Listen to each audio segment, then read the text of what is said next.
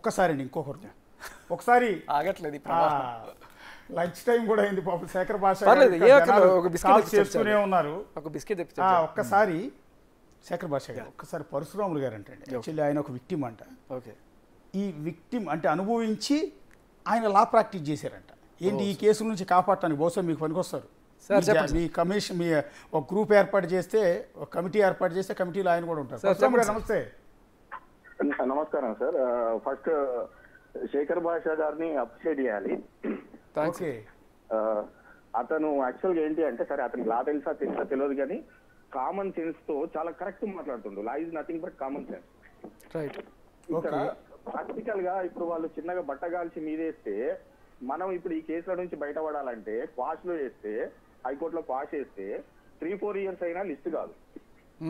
దీనివల్ల మనం దానిలో నుంచి బయటపడడానికి మనకు లైఫ్ ఒక వాల్యుబుల్ లైఫ్ అనేది చాలా మిస్ అయిపోతాం.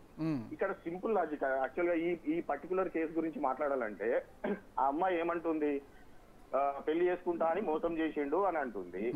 సరే పెళ్లి చేసుకుంటా అని కొన్ని సంవత్సరాలు లివింగ్ రిలేషన్షిప్ లో ఉన్నప్పుడు సుప్రీం కోర్టు కూడా ఏంటి అంటే లాస్ట్ టైం రిలేషన్షిప్ లో ఉంటే మ్యారేజ్ అయినట్టుగా కన్సిడర్ చేస్తుంది. అది ఓకే, బట్ అది ఎప్పటి వరకు ఈ అమ్మాయి మళ్ళీ మస్తాన్ అలీ అనే అతనితో ఉన్నది అనేది ఎఫ్ఐఆర్ ద్వారా మనకు తెలిసిపోయింది. అంటే ఆ రిలేషన్షిప్ అనేది ఇన్వాలిడ్. ఫస్ట్ జరిగిన రిలేషన్షిప్ ఇన్వాలిడ్ అయిపోయింది. అక్కడ లేదు మ్యారేజ్ చేసుకున్నారు అనుకుందాము.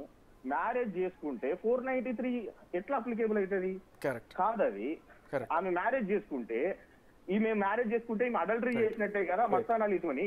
ఇప్పుడు నిజానికి చెప్పాలంటే ఈ రాజ్ తరుణ్ అనే వ్యక్తి ఆ అమ్మాయి మీద ఒకవేళ ఈ కేసు మనం మ్యారేజ్ అయినట్టుగా తీసుకుంటే అడల్టరీ అనేది క్రిమినల్ కాకపోవచ్చు, ఇప్పుడు క్రిమినల్ అఫెన్స్ కాకపోవచ్చు, కానీ అతను డివర్స్ కేసు వేసి ఈ మస్తాన్ అలీ దగ్గరికి వెళ్ళి కూడా ఏంటి కాంపన్సేషన్ తీసుకోవచ్చు. ఇవన్నీ పక్కకు పెడితే it is clear cut case, false కేసులు ఇవి. IPC 211 కింద ఉల్టా ఆ అమ్మాయిని 10 years లోపల అప్పుడున్న ప్రకారం 7 years, ఇప్పుడు BNS ప్రకారం వేస్తే 10 years జైలు శిక్ష పడుతుంది అమ్మాయికి. కానీ ఇవన్నీ ఫైట్ చేయాలంటే సార్ పరశురామ్ గారు ఫస్ట్ ఆఫ్ ఆల్ చాలా మంచి కోణం చెప్పారు సార్. నేను ఇప్పటిదాకా ఈ ఆలోచించలేదు. 211 సెక్షన్ 211 వెరీ వెరీ ఇంపార్టెంట్. తప్పుడు కేసులు మన మీద ఎవరన్నా పెడితే వాళ్ళ మీద తిరిగి పెట్టడానికి ఉన్న సెక్షన్, అందరూ గుర్తుపెట్టుకోవాల్సిన సెక్షన్, చాలా ఇంపార్టెంట్ సెక్షన్.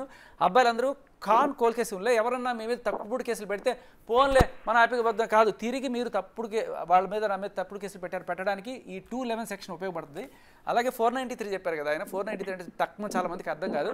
ఎవరైతే పెళ్లి చేసుకుంటారని ప్రామిస్ చేసి మోసం చేశారో వాళ్ళ మీద పెట్టే సెక్షన్ 493. కాకపోతే రాజ్ తరుణ్ పెళ్లి అయిపోయింది అన్నప్పుడు ఆయన మీద 493 ఎలా పెడతారనేది ఆయన ప్రశ్న. నాకు కొంచెం ఐడియా ఉంది సార్ సెక్షన్ లో, ఎందుకంటే మా నాన్న అడ్వకేట్. రిలేషన్షిప్ అయిపోయిన తర్వాత అతనితో రిలేషన్షిప్ కంప్లీట్ అయ్యి ఇంకో రిలేషన్షిప్ లోకి ఎంటర్ అయిన తర్వాత మళ్ళీ అది ఎట్లా వ్యాలిడ్ అవుతుంది? అది రైట్ సార్. అది అవంతే కాదు సార్ పరశురామ్ గారు, ఇంత క్లియర్ గా కనబడుతున్నప్పుడు వాళ్ళ FIR ఎలా చేస్తారనేది నా పాయింట్. దిస్ ఇస్ వాట్ నేను విక్టిమ్ ని పర్సనల్ గా అక్కడ నేను ఎస్ఐని అడిగినా, నువ్వు ఒక అమ్మాయి వల్ల నేను 7 years లైఫ్ కోల్పోయినా నువ్వు ఎట్లా పెట్టినవు అని అడుగుతా. అతను ఏమన్నాడు తెలుసా, నాకు ప్రమోషన్ వచ్చే టైము ఆ అమ్మాయి మీడియా ముంగడికి పోయి ఎలిగేషన్స్ పెడతా అన్నది అని అన్నది. దానికి ఒక సాక్షి కూడా ఉన్నాడు నాకు ఇంకా స్టిల్. అంటే వీళ్ళు పోలీసు వాళ్ళు ప్రైమా ఫేషియా చూడరు. నేను అందరు పోలీసు వాళ్ళ గురించి మాట్లాడట్లేదు, ఇలాంటి వాళ్ళకు పోలీసు వాళ్ళు కూడా భయపడతారు. అక్కడ ప్రైమా ఫేషియా లేకుండా కేసు వన్స్ FIR ఫైల్ చేసిన తర్వాత ఇతను ఛార్జ్ షీట్ ఫైల్ అయితే డిశ్చార్జ్ వేసుకోవాలి, లేదు అంటే క్వాష్ వేసుకోవాలి. మన ఇండియన్ జ్యుడిషియరీలో చాలా కేసులు ఉన్నాయి. ఇవన్నీ ఎండింగ్ వచ్చేసరికి ఎన్ని ఇయర్స్ లైఫ్ వేస్ట్ అవుతుంది? కరెక్ట్. ఇప్పుడు ఈ SI మీద కూడా మనం ఏంటి పనిష్మెంట్ చేయాలన్నా కూడా ఈ కేసులో కూడా నాది అదే డౌట్. ఈ కేసులో లావణి కేసులో క్రెడిబిలిటీ లేకపోయినా కూడా FIR పెట్టడానికి కారణం మనందరం చేసిన రచ్చ. మీడియా వాళ్ళందరూ కూడా అమ్మో మనం పెట్టకపోతే ఏమనుకుంటారు, CI నిర్లక్ష్యం. మేమే వేస్తాం బ్రేకింగ్. రైట్, సీరియస్గా చెప్తాం, మేము ఒప్పుకోవాలి. కొన్ని మేము కూడా పరశురామ గారు మీరు చెప్పిన ప్రకారమే ఆ CI దగ్గరికి వెళ్ళి ఆ SI దగ్గరికి వెళ్ళి ఒక లేడీ కంప్లైంట్ ఇస్తే తీసుకోకపోతే ఆమె మా దగ్గరికి వస్తే రేపు పొద్దున అతను సస్పెండ్ చేస్తారు. హైయర్ అఫీషియల్ ఒక లేడీ వచ్చి కంప్లైంట్ ఇచ్చినా నువ్వు ఎందుకు తీసుకోలేదు, ఎందుకు పట్టించుకోలేదు. అలాగే మీడియా మా దగ్గరికి రాగానే మేము బ్రేకింగ్ చేస్తాం. నిర్లక్ష్యం అలాంటప్పుడు చెప్పే దమ్ము ఉండాలి సార్. నాకు ఎందుకు నేను పెట్టేస్తే పోతున్నారు కాదు సార్, ఇది సార్ ప్రైమ్ ఫ్యాక్ట్స్, అందుకనే పెట్టలేదు అని చెప్పే దమ్ము ఉన్న CIలు దమ్మున్న SIలు కావాలి. ఇప్పుడు మీరు ఒక బాధితుడిగా లా చదివి లాయర్ అయ్యారండి? అవును, నేను సాఫ్ట్వేర్ ఇంజనీర్ ని. ఓకే, కేవలం ఆ అమ్మాయిని లోపలికి పంపించడానికి, అంతేకాకుండా SIని కూడా ఈ ఐపీసీ 211 లో పెట్టి, అంతేకాకుండా క్రిమినల్ డిఫర్మేషన్ లో సివిల్ డిఫర్మేషన్ వేయడానికి 7 years ఫైట్ చేసింది. స్టిల్ ఏంది వాళ్ళను ఏది అమ్మాయిని జైలు పంపేయకుండా ఉండాలి. వాళ్ళు ఎండింగ్ వచ్చినాక మమ్మల్ని రూపాయి వద్దు అని కాంప్రమైజ్ అవుతారు. బట్ నేను గాను అని చెప్పేసిన. అంతేకాదు, నాకు చాలా మంది విక్టిమ్స్ పర్సనల్ గా కాల్స్ చేస్తా ఉంటారు. వాళ్ళందరికీ లీగల్ అడ్వైస్ కూడా ఇస్తా ఉంటా. గ్రౌండ్ లెవెల్ లో జరిగేది డిఫరెంట్ అండి. ఒక ఎస్ఐ దగ్గరికి వెళ్ళిన తర్వాత ఆ అమ్మాయి, ఇట్లాంటి అమ్మాయిలకు భయపడతారు వాళ్ళు. ఎందుకు తెలుసా? అతను నేను అక్కడికి వెళ్తే నాతో మిస్బిహేవ్ చేసిండని మీడియా ముంగడికి పోతే లేడీస్ వస్తారు. ఈ అమ్మాయి ఎంతమంది సీఏలు ఎంతమంది ఎస్ఐలు బెదిరించింది తెలుసా? ఇలా అవునండి, నాకు మాకు కూడా వచ్చినాయి, మేము కూడా కవర్ చేసాం చాలా. కాదు sir, I have the records, okay, but they don't want. నేను బయట పెట్టట్లా. ఈ అమ్మాయి ఎంత సతాయించింది సార్, మమ్మల్ని కేసు పెట్టు, మస్తాన్ మీద కేసు పెట్టు, మస్తాన్ మీద కేసు పెట్టు అని చెప్పి తిరుగుతూనే ఉంటుంది. ఇట్లాగే ఇప్పుడు రాష్ట్రం మీద పెట్టు ఎఫ్ఐఆర్ పెట్టు, నేను నిరాహార దీక్ష చేస్తా, సూసైడ్ చేసుకుంటా, ఇవన్నీ కూడా పార్ట్ ఆఫ్ ద ప్లాన్ అనమాట. ఎమోషనల్ బ్లాక్మెయిలింగ్, పోలీసు వ్యవస్థని బ్లాక్మెయిల్ చేస్తుంది సార్ అమ్మాయి. అవునండి, ఒక అమ్మాయి వచ్చి బయటకు చెప్పగానే అమ్మాయి ఎట్లా అబద్ధం చెప్తుంది అని అంటే అబ్బాయిలు అంటే అబద్ధం చెప్తారా? అదేంటి? అసలు ఒక అమ్మాయి బయటకు వచ్చేదని చెప్తే ఫుల్ సపోర్ట్ వస్తారు జనాలు. ఆ అబ్బాయిలు వస్తే ఎందుకు రారు? అబ్బాయిలు నిజానికి అమ్మాయిలు వాళ్ళు దాడి చేసినా కూడా అబ్బాయిలు వచ్చి చెప్తే ఎవడు సానుభూతి కూడా వాళ్ళకాడు. అంటే ఇట్లాంటి సమాజంలో మనం ఉన్నాం. పరశురామ్ గారు మీకు ఒక సజెషన్ సరదాగా. సార్ పరశురామ్ గారు, సారీ కానీ ఇంటరప్టెడ్, చెప్పండి. ఇప్పుడు మీరు అన్నది కరెక్ట్. మన మగవాళ్ళకు కూడా కమిషన్ అనేది ఉండాలి, 100% ఉండాలి. ఇప్పుడు దీన్ని అపోజ్ లేడీస్ ఎందుకు చేస్తారు? ఇప్పుడు ఇంతకుముందు కూడా మీరు ఒక క్వశ్చన్ అడిగారు. అంటే మీరు ఏది ఒక అతన్ని అడిగితే మీ ఇంట్లో కూడా ఆడపిల్లలు ఉన్నారు కదా అంటే, ఇక్కడ నాకు అర్థం కాని క్వశ్చన్ ఏంటంటే, మన ఇంట్లో ఆడపిల్లలు ఒక దొంగతనం చేస్తే మనం యాక్సెప్ట్ చేస్తామా? చేయంగా. అవును, మనం చేయనప్పుడు వాళ్ళు మన ఇంట్లో ఆడపిల్లలు అని ప్రతి ఒక్క దగ్గర ఇదే వినడం. కానీ అంటే అబ్బాయిలు అనేటోళ్ళు ఇంట్లో లేరా? రైట్. ఇప్పుడున్న పరిస్థితులలో లేడీస్ చాలా పవర్ఫుల్ గా ఉన్నారు. వాళ్ళు మొగన్ని కొట్టి మొత్తుకునే టైప్ ఉన్నారు బయటకు వచ్చి. కాబట్టి అదే జరిగింది. గ్రౌండ్ లెవెల్లో ఎంతో మంది ఫాల్స్ రేప్ కేసుల వల్ల, ఫాల్స్ 498A వల్ల ఎంతమంది లైఫ్లు నాశనం అవుతున్నాయి తెలుసా? నాకు ఎంతమంది డిఫరెంట్ స్టేట్స్ నుంచి కాల్ చేస్తా ఉంటారు. నేను పర్సనల్ గా వాళ్ళ ఇంటికి పోయి నేను కౌన్సిలింగ్ ఇచ్చిన రోజులు ఉన్నాయి. వాళ్ళ ఎంతమంది తల్లిదండ్రులకు ఏది హార్ట్ అటాక్లు వచ్చినాయి తెలుసా వీళ్ళు చేసే అరాచకాల వల్ల? గ్రౌండ్ లెవెల్ చాలా డిఫరెంట్ అండి. పరశురామ్ గారు, మీకు ఒక సజెషన్ అండి. చాలా సార్లు ఇవన్నీ కూడా డబ్బుల కోసమే జరుగుతుంటాయి. మీ పేరులో పర్సు తీసేయండి, మీకు సేఫ్ అయిపోతారు మీరు. పరశురామ్ లో పర్సు తీసేయండి. పరిస్థితుల్లో అట్లా నాది కాదు నేను రూపాయి తీసుకోను, నాది రూపాయి ఆశిస్తే ఏ అమ్మాయికి ఇవ్వను, డబ్బుల కోసమే జరుగుతాయని తెలుసు. కానీ వీళ్ళని పని చేయాలి, నాకు జరిగినట్టు ఇంకోటి జరగకూడదు. ఇప్పుడు ఇంత తప్పుడు కేసులు పెట్టిన అమ్మాయి మీద రివర్స్ కేసు పెట్టాలి, అది మనం చూడాలి. అండ్ ఇంకొకటి ఏంటంటే, అది పెట్టేదాకా కూడా ఆగదు సార్. ఎందుకంటే డ్రగ్స్ కేసులో అమ్మాయి మీద పెట్టిన సెక్షన్ ఏదైతే ఉందో 22B NDPS act 22B 8C పెడితే అది 10 ఏళ్ళ వరకు జైలు శిక్ష. దాంట్లో ఎంత టైట్ గా ఉందో మీకు చూపించడానికి తీసుకొచ్చే ఇవాళ. సో తప్పించుకునే ఛాన్స్ లేదు, తక్కువ. వరంగల్ నుంచి యుగంధర్ గారంట ఒక్కొక్క బిస్కెట్ అనేది తెప్పించండి సార్. మీకు స్నాక్స్ తీసుకొస్తున్నారు, చెప్పండి. మీరు లంచే చేతురు కానీ ఒక్క కాల్ కస్టమర్తో మాట్లాడి డైరెక్ట్గా లంచే చేతురు కానీ అది కానీ బిస్కెట్ చూసే జనం తిడతారు పాపం. ఆయన కూర్చోబెట్టి అదే లేదు అనుకుంటారు. డైరెక్ట్గా లంచ్కే వెళ్దాం. ఒక యుగంధర్ గారు మాట్లాడతారు వరంగల్ నుంచి. ఒక్కసారి ఆ కాల్తో కట్ చేశారు. యుగంధర్ గారు నమస్తే. శేఖర్ అన్న నమస్తే అన్న. నమస్తే యుగంధర్ గారు. నా ఫస్ట్ నేను మీ స్టోరీ మొన్న ఏప్రిల్లో చూశానన్నా, మార్చిలో. అవునవునన్నా. అప్పుడు నేను నిజంగా అసలు సమాజం ఎటుపోతుంది, అసలు ఎవరు ఎట్లా ఆలోచిస్తున్నారు, మొగనికి ఇంకా న్యాయం జరగదా, ఇట్లనే నా వీళ్ళు ఆలోచించి ఇట్లా కేసులు పెట్టేది అనుకున్నానన్నా. కానీ ఇవాళ రాజస్థాన్కి జరిగిన దాంట్లో మీరు చేసిన సపోర్ట్కి అయితే హ్యాట్స్ ఆఫ్ అన్న. మీరు ఒక శేఖర్ భాష ఆర్మీ అని ఒకటి స్టార్ట్ చేస్తే ఖచ్చితంగా నేను దానికి ముందుండి మీకు సోషల్ మీడియా తరఫున వర్క్ చేస్తానన్న. ఎందుకంటే ఎగ్జాక్ట్ గా 1 year బ్యాక్ నాకు ఇట్లనే సేమ్ రాజస్థాన్ లాంటిదే ఇన్సిడెంట్ జరిగిందన్న. ఒక అమ్మాయి, ఆమె ఇంతకు ముందు ఎంత 5-10 members బాయ్స్ తోటి ఉన్న విషయాలు నాకు చెప్పుకుంటూ నన్ను బ్లాక్ మెయిల్ చేసుకుంటూ తన దగ్గర పెట్టుకొని దాదాపు 1 year పాటు ఇట్లా టార్చర్ పెట్టిందన్న. మనం బయట చెప్పుకోలేమన్నా ప్రస్తుతం. అసలు ప్రజెంట్ మనం ఇట్లా నాకు అన్యాయం జరిగిందని చెప్పుకున్నా సరే మనల్ని వినే పరిస్థితి లేదు. ఫైనల్ గా అమ్మాయి నన్ను మ్యారేజ్ ప్లాన్ తోటి ఒక వేరే నాతో పాటు ఉన్న ఆమెతోటి ఎఫ్ఐఆర్ అని చెప్పి స్టార్ట్ చేసిందన్న. వాళ్ళ భర్తతోటి ఈ విషయాలన్నీ చెప్పేసరికి ఇప్పుడు వాళ్ళిద్దరు గొడవలు వచ్చి ఆ భర్తకు అనుమానం క్రియేట్ చేసి నన్ను చంపించేంత ప్లాన్ చేసిందన్న ఈ అమ్మాయి. సేమ్ చాలా మందితోటి ఇట్లా రిలేషన్స్ ఉండే, అవన్నీ మనకు చెప్పుకుంటూ మనకు సైలెంట్, మనం ఏమైనా రివర్స్ మాట్లాడితే ఇంద్ర మాట్లాడుతున్నావు అని చెప్పి రూమ్ లేసి కొట్టడము, లేదంటే జుట్టు పీకడం, లేదంటే 100కి డైరీ చేయడం. ఇదే విషయం. ఇంత దారుణంగా ఉన్నదన్న. ఫైనల్ గా నేను ఆ అమ్మాయి నన్ను చంపిద్దామని ప్లాన్ చేసిన ఆడియోస్ అన్ని నా దగ్గర ఉండడం వల్ల నేను ఆ అమ్మాయికి నేను గతంలో ఆమె నాతో మాట్లాడిన అన్ని దగ్గర పెట్టుకొని ఒక ఫోల్డర్ చేసుకొని ఎప్పుడు ఏమన్నా జరిగినా సరే ఇదైతే మా వాళ్ళకి ఇస్తాను, నీకు ఖచ్చితంగా పనిష్ అవుతుంది, నేను బయటికి రాకపోవచ్చు కానీ ఇవన్నీ అయితే బయట పెట్టి నీలాంటి అమ్మాయిని మాత్రం వదిలిపెట్టొద్దని చెప్పి మరి రాసుకున్నాను. ఇట్లా ప్రజెంట్ 1 year అయింది. చాలా ఇంపార్టెంట్. అప్పుడు ఇవాళ రేపట్లో చట్టం సాక్ష్యాలనే నమ్ముతుంది కాబట్టి డైరెక్ట్గానో ఇండైరెక్ట్గానో మనందరం కూడా ఇలాంటి చేసే అరాచకాలని ఫస్ట్ కొన్నాళ్ళు భరించాలి. ఆ భరించేటప్పుడు అన్ని రికార్డ్ చేసి పెట్టుకోండి, తర్వాత ఇవ్వాల్సిన టైంలో ఇవ్వాలి. ఇదే జరిగింది నా కేసులో కూడా. అవునన్నా. ఈ మొత్తం సినారియోలో హైలైట్ ఏంటంటే ఒక మొగళ్ళ తరపున కానీ ఒక అన్యాయానికి గురవుతున్న ఒక అబ్బాయి తరపున ఏదైనా పోరాడుతున్నారంటే మీరే అన్న. మీకు నిజంగా దీని వల్ల చాలా ఫాలోయింగ్ పెరిగింది బాయ్స్ లో. ఎంతో మంది చేస్తారు సైలెంట్. ఒక అమ్మాయికి ఏదైనా ఇన్సిడెంట్, థ్రెట్స్ కూడా అమ్మాయికి థ్రెట్స్ పెరిగిన కర్మగాలి. ఇది మామూలు అమ్మాయి కేసు అయింటే అంటే ఏదో అక్రమ సంబంధం, దీంట్లో డ్రగ్స్ కూడా ఇన్వాల్వ్ అయ్యేసరికి పెద్ద మాఫియానే నాకు కాస్త భయపెడుతున్న పరిస్థితి. But still I am fighting. ఏదైనా మనం మంచి కోసం పోరాడితే మనం కనీసం చరిత్రలు మిగిలిపోతామన్నా. ఇట్లాంటి ఆడవాళ్ళ చేతిలో బలైపోయాడు మంచి కాజ్ కోసం, మంచి కాజ్ కోసం ఫైట్ చేసి పోయినా పర్లేదన్న. కానీ ఇట్లాంటి సైకోల చేతిలో చనిపోవడమో లేకపోతే మనం రోజు హింసకు గురవడం కంటే కన్నా ఖచ్చితంగా మీరు రాజ్ తరుణ్కి సపోర్ట్ గా నిలవాలన్నా. మీ అందరికి మోరల్ సపోర్ట్ గా ఎట్లాంటి సపోర్ట్ అయినా మేము ఉంటామన్నా. మార్నింగ్ నుంచి మీ షో చూసుకుంటూ ఇప్పుడు కాల్ కోసం వెయిట్ చేసి మరి మీతో మాట్లాడాలని దానికోసం చూద్దాము. అంటే ఇంత ప్రూఫ్స్ నేను ఇంత మీడియాలో చూపిస్తున్నా కూడా పోలీసులు ఆ ఎఫ్ఐఆర్ని క్వాష్ చేసి ఇది తప్పుడు కేసు అని చెప్పి పెట్టట్లేదు. బట్ చూద్దాం, ఇంకో 2-3 రోజులు ఆ అమ్మాయి ఎట్లాగో రకరకాలుగా బెదిరింపులు చేస్తుంది కదా. ఎందుకు why not we go and sit before Narsingi police station ముందు ఇట్లాంటి తప్పుడు ఎఫ్ఐఆర్లు పెట్టకూడదు, మగాళ్ళకి జరుగుతున్న అన్యాయం నశించాలని చెప్పి మనందరం కూడా ఒక ధర్నా చేద్దాం. ఆ అమ్మాయి ధర్నా చేసేది మనం చేయలేమా?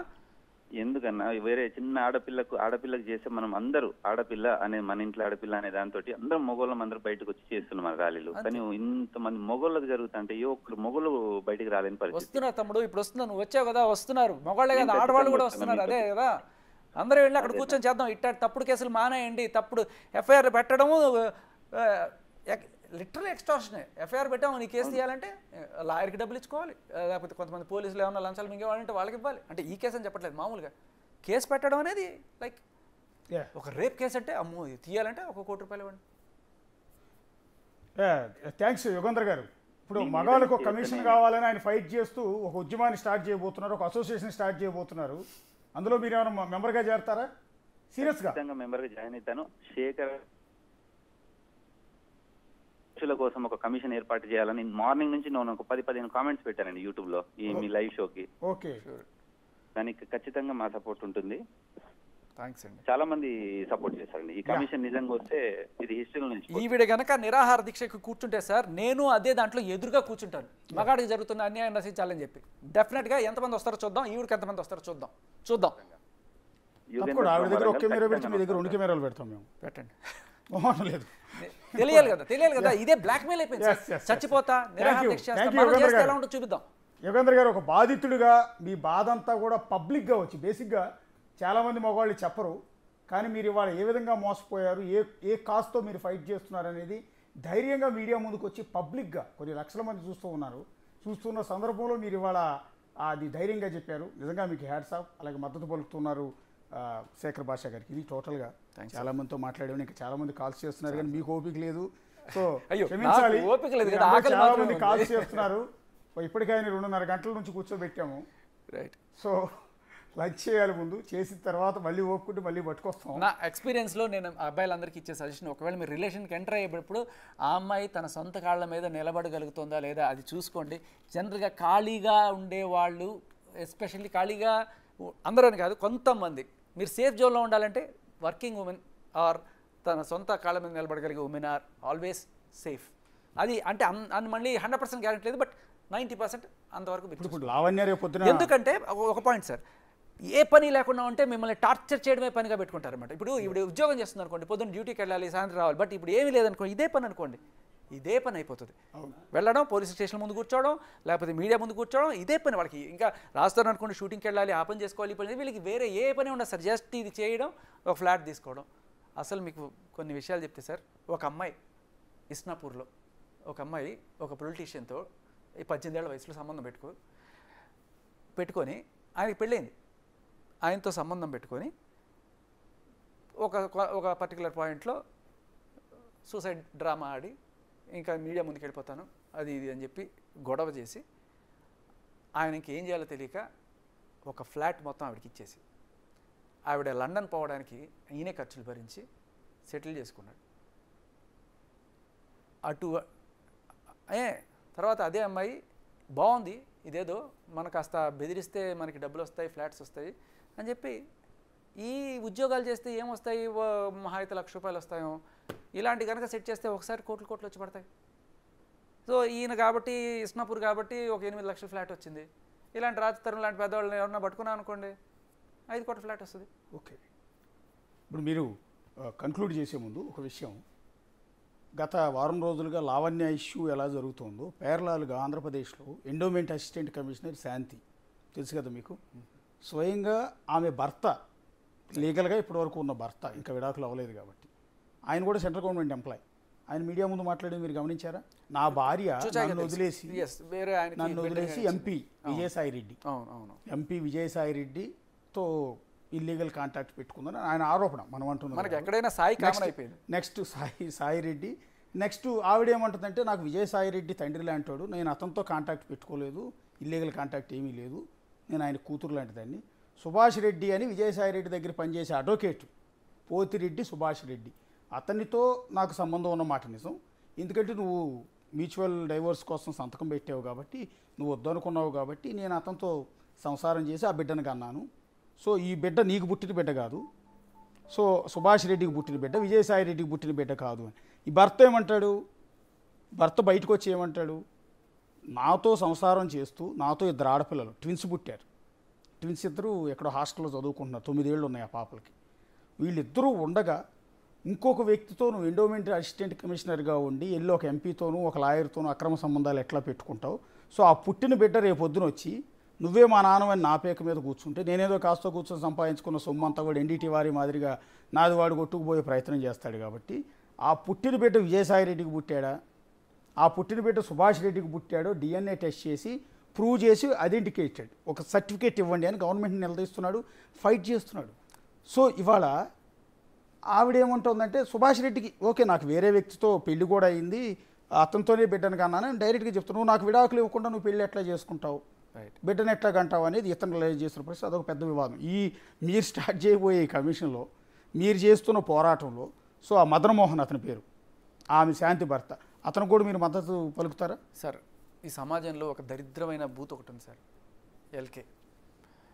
ఈ బూతు ఒకప్పుడు అంటే బిడ్డకి ఎవరైనా సరే తండ్రి ఎవరో తెలియకపోవడం అనేది చాలా బాధాకరమైన విషయం. అలాంటి వాళ్ళని అలా తిట్టడం అనేది మన సమాజం యాక్చువల్గా ఆ తిట్టు మీనింగ్. కానీ అటువంటి సిచ్యువేషన్ ఆ బిడ్డకి రాకూడదు అంటే ఖచ్చితంగా చేయించాలి. అది ఎవరి బిడ్డ అయినా, ఎవరు 3 పేర్లు చెప్పారు, టెస్ట్ చేయించండి, 3కి ఎవరి బిడ్డ అయితే వాళ్ళ బిడ్డ. సో ఈ అబ్బాయికి he should live proudly, he's my father, she is my mother. సరే వాళ్ళ రిలేషన్స్ ఎంత గౌరవంగా ఉన్నా కూడా he should have his biological father and biological mother declared. And దానికి సరే ఆ మిగతా వాళ్ళ సంగతి తెలియదు. కానీ ఇప్పుడు విజయసాయి రెడ్డి గారు అంటారు ఆయన పెద్ద ఆయన ఆదర్శవంతంగా ఉండాలి ఒక పొజిషన్లో ఉన్నప్పుడు, ఇట్లాంటివి వచ్చినప్పుడు డిఎన్ఏ టెస్ట్ ఆయన సిద్ధం అవ్వాలి. ఆయన వద్దంటున్నారా, చేయించుకొని అంటున్నారా? చేయనంటున్నాడు. నేను ఎందుకు డిఎన్ఏ టెస్టులు చేయించుకోవాలి? ఎందుకంటే సార్ మిగతా వాళ్ళు డినై చేయొచ్చు, కానీ ఆ పొజిషన్లో అంత పెద్దవాళ్ళు ఆదర్శవంతంగా ముందుకు వచ్చి ఇలా చేయడం అనేది ఒక మంచి పరిణామం. ఫస్ట్ ఆఫ్ ఆల్ ఆవిడ వద్దు అంటుంది, డిఎన్ఏ టెస్ట్ వద్దు, బిడ్డకి తండ్రి సుభాష్ రెడ్డి అంటుంది. కానీ సుభాష్ రెడ్డి అనే వ్యక్తి ఏమంటాడంటే నాకు ఆవిడికి సంబంధం లేదు సార్. బేసికలీ ఇది బట్ట కాల్చి మొహం మీద వేశారు సార్. ఇప్పుడు మనం దాన్ని ప్రూవ్ చేసుకోవాలి సార్. ఇప్పుడు మనం ఎట్లయితే సాక్ష్యాలు తీసుకొచ్చామో విజయసాయి రెడ్డి గారు కూడా ఒక టెస్ట్ ఇచ్చేస్తే అయిపోయింది కదా. విజయసాయి రెడ్డి గారు టెస్ట్ వద్దు అని ఈవిడ చెప్పడానికి లేదు. ఆయన స్వచ్ఛందంగా ఆయన డిఎన్ఏ ఆయన బ్లడ్ ఆయన ఇచ్చుకుంటే ఈవిడికి ప్రాబ్లం ఏంటి? ఆయన మీద బట్ట కాల్చి మీదేశారు కాబట్టి ఆయన ఆరోపణ చేసుకోవడానికి వెళ్ళిపోవచ్చు, చేయొచ్చు. ఇప్పుడు ఇందులో ట్విస్ట్ ఏంటంటే, నేను సుభాష్ రెడ్డి అనే లాయర్తో బిడ్డను కన్నాను, అతనితో సంసారం చేశానని వీడు చెప్తూ ఉంది. ఆ సుభాష్ రెడ్డి ఇంతవరకు పత్తాలేడు. ఓకే, ఫోన్లో కాంటాక్ట్ అయితే అతను ఏం చెప్తున్నాడు, రికార్డెడ్ కూడా వచ్చింది కాల్. అతను ఏమంటాడు, నాకు ఆవిడికి ఎలాంటి సంబంధం లేదు, నేను ఆవిడతో బిడ్డను కనలేదు, జస్ట్ క్యాజువల్గా ఆవిడకి డెలివరీ అయిన రోజు మెడికల్ ఎమర్జెన్సీ అంటే వెళ్ళి అటెండెంట్ కింద సంతకం పెట్టాను తప్ప నాకు ఆవిడికి ఎలాంటి ఫిజికల్ కాంటాక్ట్ లేదు, ఎలాంటి సంబంధం లేదు అని డైరెక్ట్గా చెప్తున్నాడు. సార్, ఈ సుభాష్ రెడ్డి అనే ఆయన ఏదో ఆయన పెద్ద మహానుభావుడో లేకపోతే ఏమీ కాకపోవచ్చు, ఆయన ఒక ఆదర్శవంతమైన పొజిషన్లో లేడు. ఆయన్ని మనం ఆయన రైట్స్ ఆయనకు ఉంటాయి. బట్ ఒక హీరోగా నువ్వు సిగరెట్ తాగితే నువ్వు తప్పుడు సంకేతం పంపిస్తున్నావు. ఓకే, నేను చూసి నలుగురు అవుతారు. ఒక హీరోగా నువ్వు ఉండి మందు కొట్టడం లేకపోతే అవమానంగా బూతులు మాట్లాడడం చేస్తే అది సమాజం నేర్చుకుంటుంది. నువ్వు ఎంత పెద్ద హీరో అయితే అంత రెస్పాన్సిబిలిటీ నీ మీద ఉంటుంది. ఇన్ఫ్యాక్ట్ ఈ విషయంలోనే ఒకటి చెప్పాలి సార్, కుర్చీ మడత పెట్టి అనే పాట వచ్చింది సార్. అది ఎవరో చిన్న చిల్లవాళ్ళు చేస్తుంటే బాగుంటుంది. కానీ మహేష్ బాబు లాంటి వాళ్ళ సినిమా నువ్వు ఏ సర్టిఫికేట్ ఇచ్చినా కూడా చిన్న పిల్లలు కూడా చూస్తారనేది మహేష్ బాబుకు కూడా తెలుసు. సో అలాంటప్పుడు ఆయన కొంచెం ఇప్పుడు ఏంటంటే పాటలో బూత్ లేదు, కానీ కుర్చీ మడత పెట్టి అని కొట్టగానే మనకి యూట్యూబ్లో సర్క్యులేట్ అయ్యే కొన్ని వీడియోస్లో వెంటనే బూత్ వినపడుతుంది. ఇది మీరు చేయొద్దండి, నేను ట్వీట్ చేస్తే 6.5 లక్షల మంది మహేష్ బాబు ఫ్యాన్స్ నన్ను అమనాబులు తిట్టారు. అంటే నేను అదే అంటాను, బేసికల్లీ ఒక ఆదర్శవంతమైన అంటే ఎంత పెద్ద హీరో అయితే నీకు అంత రెస్పాన్సిబిలిటీ. అండ్ విజయసాయి రెడ్డి గారు రాజ్యసభ అనుకుంటా కదా, సో అంత సభ్యుగా ఉన్నప్పుడు మీరు యూ షుడ్ సెట్ ఎగ్జాంపులరీ ఇది స్టాండర్డ్స్. వాళ్ళు అడగగానే రైట్ కమ్ టేక్ ఇట్. ఇప్పుడు మీకు డ్రగ్ మాఫియా నుంచి బెదిరింపులు వస్తున్నాయి అన్నారు కదా, చంపేస్తామని బెదిరించి ఉంటారు, కొడతామని ఉంటారు కదా. ఇవాళ మదన్ మోహన్ నా భార్యకు పుట్టిన బిడ్డకి DNA టెస్ట్ చేయాలి అని ఆరోపించి ఫైట్ చేస్తున్న మదన్ మోహన్ని చంపేస్తామని అతనికి కూడా థ్రెటనింగ్ కాల్స్ వస్తుంటే నన్ను కాపాడండి మహాబ్రభో అని ఆంధ్రప్రదేశ్ హోమ్ మినిస్టర్ అనిత గారి దగ్గరికి, ఆంధ్రప్రదేశ్ సీఎం గారి దగ్గరికి, వీళ్ళ దగ్గరికి వెళ్ళాడు. ఇప్పుడు విజయవాడలోనే ఉన్నాడు ఆయన. సో ఆ మదన్ మోహన్కి మీ అసోసియేషన్ తరఫున మద్దతు పలుకుతారా, ఆయనకి ఏమైనా సపోర్ట్ ఇస్తారా? సార్, నేను కొంచెం స్టడీ చేసి ఐ కెన్ గెట్ ఇట్. అంటే క్లియర్గా నేను మొత్తం ఐ జనరలీ ఊరికి బ్రేక్ మీరు చెప్తున్నట్టే, నేను ఎంతమంది అయితే ఫోన్లో మాట్లాడారో ఒకవేళ ఫోన్ 9 కలిపితే ఆయన కూడా ఇదే చెప్తాడు. రైట్, మీకు మద్దతు పలుకుతాడు కూడా పురుష కమిషన్ అంటే. సార్, నేను తీసుకునే ముందు ఇప్పుడు ఈ కేసు అయినా సార్ మామూలుగా మీడియా అలా చూసి వదిలేస్తున్నారు. నేను I just go read in between the lines also. So అంత క్లియర్గా చేసి నేను ఏదైనా చెప్పగలను. యా, టోటల్గా చాలామంది మద్దతు పలుకుతూ ఉన్నారు ఇవాళ శేఖర్ భాష చేస్తున్న ఆరోపణలకి. యాక్చువల్లీ వాస్తవానికి ఇవాళ శేఖర్ భాషను స్టూడియోకి తీసుకొచ్చే ముందు కూడా నువ్వు ఆవిడని అలా ఎలా మాట్లాడతావు, అలా ఎలా తిడతావు, నువ్వు చేస్తున్నది తప్పు, నీ ఇంటెన్షన్ ఏంటి, లేకపోతే నువ్వు పబ్లిసిటీ కోసం చేస్తున్నావా, డబ్బుల కోసం చేస్తున్నావా అని నిలదీద్దామని పిలిచావు. నిజానికి యాజ్ ఏ మీడియా పర్సన్గా స్వార్థం లేకుండా నిజాలే చెప్తున్నావు, అబద్ధాలేమి లేవు. నిజంగా ఆయన నుంచోబెట్టి ఒక దోషం చేసి అతన్ని తిట్టించాలి, మేము కూడా విమర్శించాలి. నువ్వు ఇది ఎందుకు తిట్టావు, నువ్వు లావణ్యతో వాడే భాష ఏంటి అని మేము క్వశ్చన్ చేయాలన్నా. కానీ ఇక్కడికి వచ్చిన తర్వాత ప్యాటర్న్ మారిపోయింది. శేఖర్ భాషతో మాట్లాడిన తర్వాత శేఖర్ భాష తన ఆవేదన అంతా డాక్యుమెంట్ రూపంలో, ఎవిడెన్స్ రూపంలో చూపించిన తర్వాత, ఆయన మనసు విప్పి మొత్తం చెప్పిన తర్వాత ప్యాటర్న్ అంతా మా ఆలోచన మొత్తం మారిపోయింది. ఎగ్జాక్ట్లీ సరే ఇట్లా కాదు, మనం ఎట్లాగో తిట్టలేకపోతున్నాం, కనీసం జనంతో అన్న తిట్టిద్దామని పబ్లిక్ని లైన్లోకి తీసుకున్నాం. కరాటే కళ్యాణ్ గారి దగ్గర నుంచి మొదలుపెట్టి అందరితో ఎట్టి పరిస్థితుల్లో శేఖర్ భాషను తిట్టించాలని కంకణం గొలుసులు కట్టుకుని కాల్స్ చేసిన ప్రతి ఒక్కళ్ళు ఆయనకే మద్దతు పలుకుతున్నారు. పైగా ఆయన పురుష కమిషన్ ఏర్పాటు చేయాలన్న డిమాండ్కి వాళ్ళందరూ మద్దతు పలికి ఆయనకు పూర్తి స్థాయి అండదండలు కల్పిస్తామంటూ ఉన్నారు. ఆయన పోరాటానికి మద్దతు పలుకుతామంటూ ఉన్నారు. ఆయన ఏర్పాటు చేయబోయే అసోసియేషన్లో మెంబర్లుగా చేరుతామంటూ ఉన్నారు. పురుష కమిషన్ కావాలన్న డిమాండ్ని వాళ్ళందరూ యాక్సెప్ట్ చేస్తారు. ఇది మేమందరం ఆశ్చర్యం. మేము అనుకున్నది ఒకటి, అయ్యింది ఒకటి, పబ్లిక్గా మీ అందరికీ కూడా చెప్తున్నాం. సో టోటల్గా శేఖర్ భాష పెద్ద స్కెచ్ కానీ వర్కౌట్ కాలేదు, ఓపెన్గా చెప్తూ ఉన్నాం. ఫైనల్గా ఒక్క మాట క్లోజ్ చేసే ముందు, ఇప్పుడు రేపు పొద్దున్న లావణ్య రాజ్ తరుణ్ ఇంటి ముందు దీక్షకు కూర్చుంటానని స్టేట్మెంట్ ఇచ్చారు నిన్న. సో మీరేం చేయబోతున్నారు? నేను అదే జరిగితే నేను పోలీస్ స్టేషన్ ముందు కూర్చుంటాను సార్. ఈ ఎఫ్ఐఆర్లు ఫేక్ ఎఫ్ఐఆర్ తీశారు, ఎంతమంది వస్తారో చూద్దాం. రాకపోయినా నా బాధ్యతగా నేను ఒక్కడైనా కూర్చొని చేస్తాను. యా, అది టోటల్గా శేఖర్ భాష చేస్తున్న డిమాండ్. శేఖర్ భాష ఆవేదన చెప్పారు, శేఖర్ భాష ఆగ్రహాన్ని చూపించారు, శేఖర్ భాష డిమాండ్ని ఇక్కడ వ్యక్తం చేశారు. శేఖర్ భాష ఆశయం, శేఖర్ భాష లక్ష్యం ఏంటనేది టోటల్గా ఇక్కడ ఎక్స్ప్లెయిన్ చేసే ప్రయత్నం చేస్తే అటు మహిళల నుంచి పురుషుల నుంచి ఏకకాలంలో ఆయనకి మద్దతు అయితే లభిస్తూ ఉంది. ఇంకా చాలామంది కాల్స్ చేస్తూ ఉన్నారు. ఇంకా చాలామంది కాల్స్ చేస్తున్నారు. చేసిన ప్రతి ఒక్కళ్ళు కూడా ఆయనకే మద్దతు పలుకుతున్నారు. ఆయన చేస్తున్న డిమాండ్కి మద్దతు పలుకుతున్నారు. సో టోటల్గా ఈ వ్యవహారం చూద్దాం. రేపు లావణ్య రాజధాని ఇంటి ముందు దీక్ష కూర్చుంటానంటుంది. అదే తరుణంలో లావణ్యకు ఆపోజిట్గా శేఖర్ భాష కూడా ఆ రోజు పోరాటానికి దీక్షకు కూర్చుంటానంటూ ఉన్నారు. సో ఏం జరగబోతుంది అనేది ఒక 2 రోజుల్లో చూద్దాం. ఇది టోటల్గా లావణ్య వ్యవహారానికి సంబంధించి మనం టైటిల్ పెట్టాం కదా, ఓ రాజు ఓ లావణ్య, మధ్యలో శేఖర్ భాష. ఎందుకు ఈ మధ్యలో శేఖర్ భాష వచ్చాడనేది ఈ 2.5 గంటల పాటు చూసిన ప్రతి ఒక్కరికి కూడా అర్థమవుతుంది. మేము టైటిల్ ఎందుకు పెట్టాం, ఎందుకు మధ్యలో ఆయన కూర్చోబెట్టాం అనేది కూడా మీకు స్పష్టంగా అర్థమై ఉంటుంది. ఇది టోటల్గా వ్యవహారం. చూస్తూనే ఉండండి. యా, మిమ్మల్ని అప్రిషియేట్ చేయకుండా ఉండలేకపోతున్నాను. చాలా క్లియర్గా, క్రిస్టల్ క్లియర్గా మీ విశ్లేషణ అశోక్ గారు అద్భుతంగా చేశారు. ఇది చెప్పకుండా ఉండలేకపోతున్నాను. Thank you so much. మనస్ఫూర్తిగా మీరు లాస్ట్ చెప్పిన మాట కూడా నేను తీసుకుంటున్నాను. చాలా చక్కగా చేశారు. Thank you sir. ఇది టోటల్గా ఓ రాజ్ ఓ లావణ్య, మధ్యలో శేఖర్ భాష. For more videos like this, subscribe Big TV channel.